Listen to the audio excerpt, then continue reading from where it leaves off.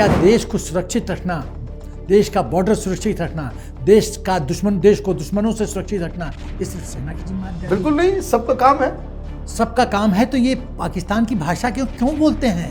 26/11 में 8 घंटा लगता है होम मिनिस्टर को बॉम्बे पहुंचने में, 8 घंटा। संजीव दीक्षित बोला था आर्मी चीफ के बारे में, ये सड़क का गुंडा है। आर्मी चीफ के बारे में इस तरह की भाषा। सरकार को चाहिए खुली हाथ दे दे कि आप कॉम्बिंग ऑपरेशन करो और जितने अंडरग्राउंड और ओवरग्राउंड सपोर्टर्स हैं, स्लीपर सेल्स हैं, उनको लिक्विडेट करो। मैं खाली एक प्रश्न पूछना चाहता हूँ, ये जो पाकिस्तान सपोर्टर जम्मू एंड कश्मीर में मुस्लिम्स लोग हैं, राष्ट्र बड़ा है कि धर्म बड़ा है? बस राहुल गांधी कहता है 370 हटाओ, पाकिस्तान कहता है 370 हटाओ, महबूबा कहती है 370 हटेगा तो खून की नदियां बह जाएंगी। इन लोग का भाषा देखो, सेम भाषा है। इतना सिमेट्री ऑफ सोच कैसे हो सकती है? इसका मतलब है सेम वेवलेंथ में है, सेम विचार है, सेम अप्रोच है, और ये सब इकट्ठे एक साजिश कर रहे हैं हिंदुस्तान के खिलाफ।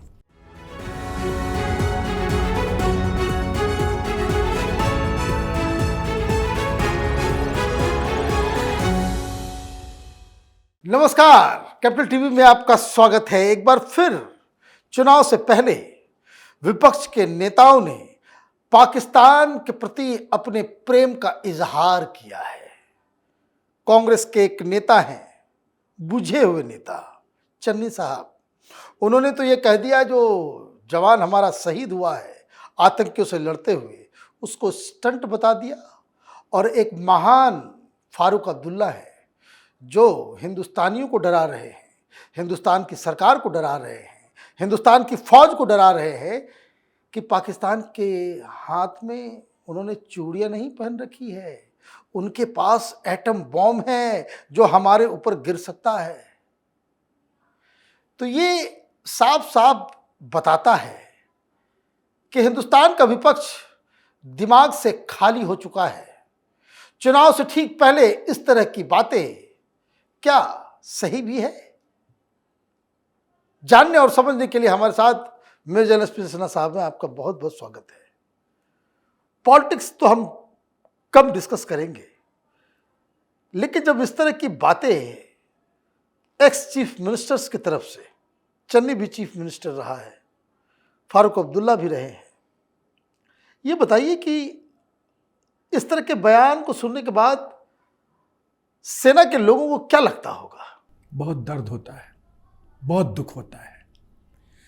मेरा बार बार जो मेरे मन में ये प्रश्न उठता है मनीष, कि क्या देश को सुरक्षित रखना, देश का बॉर्डर सुरक्षित रखना, देश को दुश्मनों से सुरक्षित रखना ये सिर्फ सेना की जिम्मेदारी? बिल्कुल नहीं, सबका काम है। सबका काम है तो ये पाकिस्तान की भाषा क्यों बोलते हैं? ये इस तरह की, मतलब ये जो कहा गया चन्नी के द्वारा कि पॉलिटिकल स्टंट है, तुम लोग पॉलिटिकल स्टंट कर रहे हो। ये जो रिमार्क्स है अनकॉल्ड फॉर है, अनवारंटेड है, मोटिवेटेड है और फेक नैरेटिव क्रिएट करने का प्रयत्न है, पाकिस्तान को खुश करने का प्रयत्न है, हिंदुस्तान को बदनाम करने का है। और आप पाकिस्तान को एक टूल दे रहे हैं कि यूनाइटेड नेशंस बोले कि देखो हिंदुस्तान के पॉलिटिकल पार्टी से एक चीफ मिनिस्टर क्या बोल रहा है। मतलब कितना डैमेज ये लोग करता है हिंदुस्तान को। और दोनों बॉर्डर स्टेट के एक्स चीफ मिनिस्टर हैं। देखो मतलब हिंदुस्तान को कितना डैमेज, सब फ्रंट पे डैमेज करते हैं। और इनके पार्टी के लोग बोलते हैं कि राहुल गांधी को प्रधानमंत्री ये पिछली बार भी इन लोगों ने पुलवामा के ऊपर किया था। तो मैं बताता हूँ, ये वही लोग हैं जो सर्जिकल स्ट्राइक का प्रूफ मांगे थे। ये वही लोग हैं इंक्लूडिंग सतपाल मलिक जो बोले थे कि पुलवामा अटैक बीजेपी सरकार ने करवाया था, मोदी सरकार ने करवाया था। उन्होंने ये बात नहीं कहा। हाँ, ये प्रचारित किया गया। लेकिन उन्होंने एक और भी उससे गलत बात कह दी कि हमने जो है वो उसको एयरलिफ्ट क्यों नहीं कराया गया, उनको हवाई जहाज से।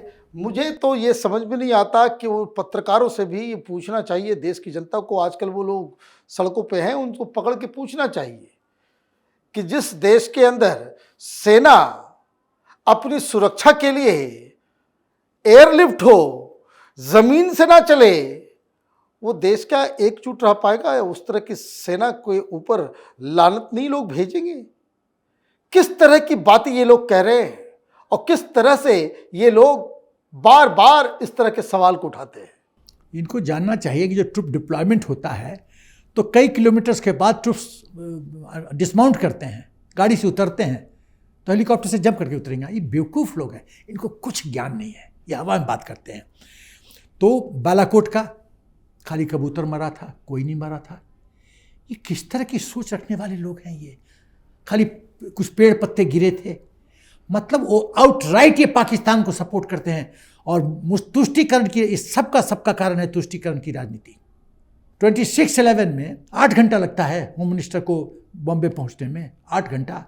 कमर्शियल फ्लाइट लगता है 1 घंटा 50-75 1 घंटा करीब। ड्रेस बदल रहे थे, आराम कर रहे थे, सो रहे थे।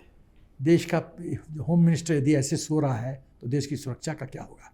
जब मनमोहन सिंह कहते हैं ओबामा को कि हमने एक्शन नहीं लिया पाकिस्तान के खिलाफ क्योंकि एक धर्म विशेष को गलत संदेश, एनएसजी की पूरी टीम 6 घंटे तक पालम एयरपोर्ट पे इंतजार करती रही। ये है इनका। मुझे तो लगता है इनको एक्चुअली बैन कर देना चाहिए पॉलिटिक्स से। मुझे बताइए कि भाई इस तरह के जब बयान आते हैं तो आर्मी का क्या रिस्पॉन्स होना चाहिए? देखिए, 2 चीज़ें हैं। पहला कि हम लोग पॉलिटिकल आर्मी हैं। जब तक हम सर्विस में हैं, यूनिफॉर्म पहने हुए हैं, हमको पॉलिटिक्स से कोई लेना देना नहीं है। हमारा चार्टर जो है, टास्क नंबर 1 कि देश के बॉर्डर को सुरक्षित करो। टास्क नंबर 2 कि आंतरिक व्यवस्था में कुछ गड़बड़ी हो, अब पुलिस के आउट ऑफ कंट्रोल चला जाए तो उसको फिर से शांति कायम करो। ये हमारा 2 मैंडेट है। इसके अलावा कौन क्या बोल रहा है, कौन क्या बोल रहा है? संजीव दीक्षित बोला था आर्मी चीफ के बारे में, ये सड़क का गुंडा है। इस तरह की भाषा इस्तेमाल करोगे? आर्मी चीफ के बारे में इस तरह की भाषा, ए मैटर ऑफ डिस्ग्रेस। और ये इसलिए होता है क्योंकि आर्मी एक डिसिप्लिन फोर्स है। हम पॉलिटिक्स के चक्कर में नहीं फंसना। आप रिटेलिएट भी नहीं कर सकते, बयान का जवाब बयान से नहीं दे सकते। हम नहीं करना चाहते, गलत प्रेसिडेंस सेट हो जाएगा। मुझे बात बताइए कि फिर सरकार का इसमें क्या रिस्पांस होना चाहिए? देखिए, सरकार का रिस्पांस क्या होना चाहिए, सेना का क्या रिस्पांस होना चाहिए, ये इसको मैं कवर करूंगा। राइट। सरकार का रिस्पांस होना चाहिए कि अलग लेवल पे, पॉलिटिकल लेवल पे, डिप्लोमेटिक लेवल पे, अंतर्राष्ट्रीय स्तर पे पाकिस्तान को एक्सपोज करने की जरूरत है, बार बार जो हम करते रहे हैं। और इसका पूरा जो है, हमारे पास तो प्रूफ है कि एक मोहम्मद करके है रज़ाक, उसने यहाँ अंडरग्राउंड वर्कर है, उसने खाद्य सामग्री इन आतंकियों को दिया है। 17 आतंकवादियों को उसने खिलाया पिलाया है। और अटैक से कुछ दिन पहले वो इस एरिया में फैमिलियराइजेशन ट्रिप में आए थे। तो पहला चीज़ कि सरकार को चाहिए कि सेना को फुल छूट दे कि एक पूरा कॉम्बिंग ऑपरेशन करे पुंछ में, और जो हॉट स्पॉट है, रजौरी, पुंछ, ये सब हॉट स्पॉट हैं। और पुंछ वगैरह में प्रॉब्लम ये है कि माउंटेनस टेरेन है, माउंटेन टॉप्स हैं, जंगल है, तो hit and run guerrilla warfare के लिए आइडियल सूटेड है, एम्बुश करने के लिए आइडियली सूटेड है। तो ये कष्ट हो जाता है। अच्छा, आप ट्रैफिक आपकी चल रही हो तो रूटीन में चलाएगा। अब एयरफोर्स की गाड़ी जा रही थी, वापस ड्यूटी स्टेशन, अपने मिलिट्री स्टेशन में लौट रही थी, और उस पर हमला कर दिया। आप टाइमिंग नोट कर लीजिए, कितने बजे जाती है, कितने बजे आती है, एम्बुश डालिए, अटैक कर दीजिए। तो सरकार को चाहिए खुली हाथ दे दे कि आप कॉम्बिंग ऑपरेशन करो, और जितने अंडरग्राउंड और ओवरग्राउंड सपोर्टर्स हैं, स्लीपर सेल्स हैं, उनको लिक्विडेट करो। और कोई सोल्यूशन नहीं है, क्योंकि धर्म के आधार पे इस जम्मू एंड कश्मीर में लोग रह के यदि आतंकियों को खाना सप्लाई करेंगे, अपने घर में रखेंगे। अब मुझे तो ताज्जुब लगता है मनीष, मुझे पता है इस बात को, और मुझे कहने में बहुत दुख होता है कि ये आतंकी जब आते हैं और अपने जो सिंपैथाइजर हैं, परिवार, उसके पास जाते हैं, वहाँ खाना खाते हैं, वहाँ की हमारी मुस्लिम बहनों और बेटियों के साथ दुर्व्यवहार करते हैं। इसके ज़्यादा मैं नहीं अपशब्द इस्तेमाल करना चाहता। इस तरह की बहुत सारी रिपोर्ट्स हैं, और वो चुपचाप तमाशा देखते हैं डर के मारे। कैसे बाप माँ हो कि अपनी बेटी की इज्जत नहीं बचा पा रहे हो? मैं एक प्रश्न पूछना चाहता हूँ। ये जो पाकिस्तान सपोर्टर जम्मू एंड कश्मीर में मुस्लिम्स लोग हैं, राष्ट्र बड़ा है कि धर्म बड़ा है? बस मेरा एक ही प्रश्न है, राष्ट्र बड़ा है कि धर्म बड़ा है? यदि धर्म बड़ा है तो आप जाइए पाकिस्तान। अब देखिए इसका क्या नतीजा होता है। वो फवाद चौधरी जो है, वो राहुल जी को जो है प्रधानमंत्री बनाना चाह रहा है। ये फवाद चौधरी एक है, मेरा ख्याल है जितने पॉलिटिकल पार्टी है पाकिस्तान में उस सबका वो सदस्य रह चुका है, पहली बात। और क्या बोलता है, Rahul Gandhi is on fire. तो उसको मैं बताता हूँ, उसका इंटरप्रिटेशन में बताता हूँ। उसका तो मकसद कुछ और था, लेकिन मेरा अपना इंटरप्रिटेशन, सचमुच में राहुल गांधी इज फायर। उसकी जो बैक साइड है वो जल रही है, इज ऑन फायर, जल रही है, क्योंकि उसको भविष्य दिख रहा है कि उसका भविष्य खत्म है, खत्म है। तो अननोइंगली जो फवाद चौधरी है वो सच बोल गया है। हालांकि वो तो कह रहा है कि भाई कैंपेन करना चाहिए, राहुल गांधी का ये वीडियो जो है हर लोगों के तक पहुंचाना चाहिए, इस तरह की बातें कर रहा है। इसका मतलब है there is a Congress and Pakistan connection, Farooq Abdullah and Pakistani connection, ये साबित होता है। एक चीज बताओ, फिर मैं एक प्रश्न पूछता हूँ, क्या पाकिस्तान हमारा दुश्मन है कि नहीं है? बिल्कुल है। यदि दुश्मन तुम्हारी बड़ाई करता है, it's a matter of same, तो इसका मतलब है दुश्मन उस पॉलिटिकल पार्टी के बंदे का हितैषी है। हितैषी क्यों है? क्योंकि दोनों की मिली भगत है।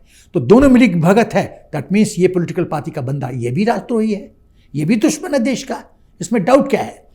आप बताइए, मणिशंकर अय्यर जाता है और बोलता है हमको मदद करो मोदी जी को हटाने के लिए। मोदी जी को हटाने के लिए मदद चाहिए, वो मदद पहुंच रहा है अभी। हाँ, अच्छा, वही नहीं, राहुल गांधी कहता है 370 हटाओ, पाकिस्तान कहता है 370 हटाओ, महबूबा कहती है 370 हटेगा तो खून की नदियां बह जाएंगी।